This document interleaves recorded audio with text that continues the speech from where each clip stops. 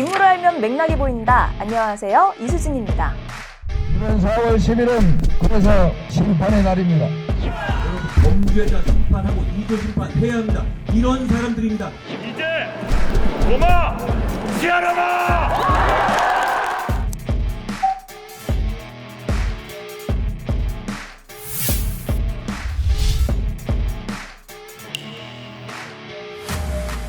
교련복에 청바지. 이재명 대표는 중앙대 법학과 82학번 장학생이었습니다. 대학생 이재명. 이 단어는 기적 같은 말이었습니다. 중학교를 진학하지 못할 정도로 가난해서 공부할 형편이 아니었기 때문인데요. 국민학교를 졸업한 뒤 곧바로 공장에 취직을 했었고 만 12살부터 6년 동안 소년공으로 일을 했죠. 어려운 환경 속에서 공부를 시작했던 건 공장 관리자가 되고 싶어서였다고 합니다. 대양실업이라는 공장에서 야구 글러브를 만드는 일을 하다가 산재를 당하면서 왼쪽 팔이 구부러졌는데요. 몸쓰는 일을 더 이상 할 수 없을 것 같다는 생각도 더더욱 공부에 매달린 이유였다고 합니다. 좋은 성적으로 입학해서 학비를 면제받았고 생활비 20만 원도 받았는데요. 소년공 시절 월급의 두세 배에 달하는 이 장학금이 대학생 이재명을 존재하게 한 거나 다름이 없었죠.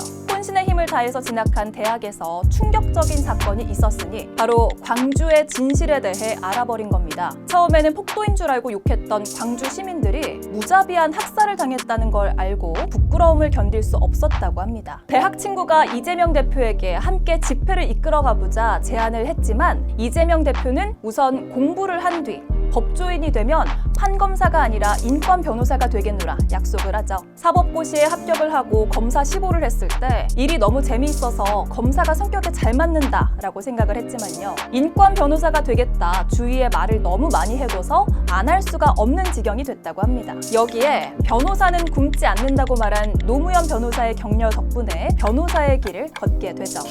한동훈 비대위원장은 서울대 92학번입니다. 정원중, 현대고를 나온 강남 8학번 출신이죠. 전교 1등을 놓치지 않을 정도로 공부를 잘해서 학교에서는 물론이고 동네 어머니들 사이에서도 유명했다고 하는데요. 아들을 어떻게 교육을 시켰느냐, 한 위원장뿐 아니라 한 위원장 어머니까지 유명 인사였다고 전해집니다. 총망받는 엘리트로 법대에 들어왔건만 사건이 발생합니다. 그 당시 서울법대는 2학년 때 사법학과와 공법학과로 나뉘었는데요. 사법학과가 인기가 더 많아서 성적이 좋은 학생들이 들어갔다고 합니다. 그런데 이과에 한동훈 위원장이 못 들어간 겁니다. 성적으로 밀려본 적이 없었던 한 위원장에겐 충격적인 일이었겠죠. 그런데 이 일이 전화위복이 된 건지 한 위원장은 무섭게 사법고시를 준비합니다. 이 시기 한 위원장이 다니던 독서실에서는 한동훈은 열심히 공부만 하는 검사가 꾸민 친구로 불렀다고 합니다.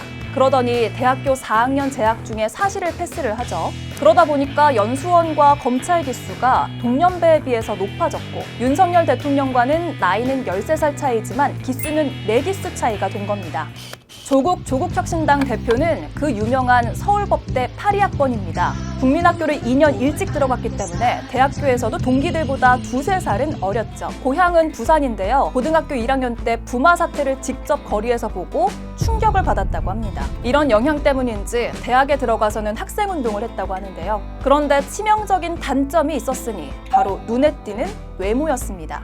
선배들이 너는 너무 눈에 띄어서 우리에게 피해를 준다라고 타박을 했다는데요. 나름 이유는 있었습니다. 경찰 검문 검색에 걸리기가 딱 좋다는 거죠.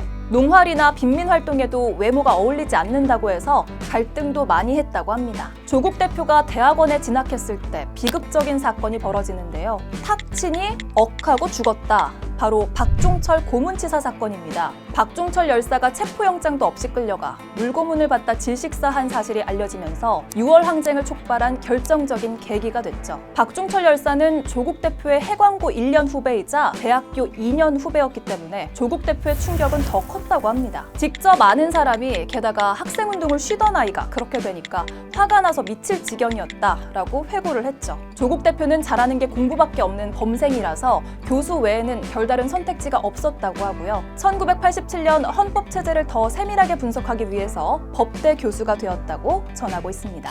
같은 전공을 했지만 이재명 대표는 변호사로, 한동훈 위원장은 검사로, 조국 대표는 교수로 서로 다른 길을 가게 되는데요. 법학도라는 공통점 외에는 많은 점이 달랐던 세 인물. 정치인이 돼서도 전혀 다른 길을 걷고 있습니다.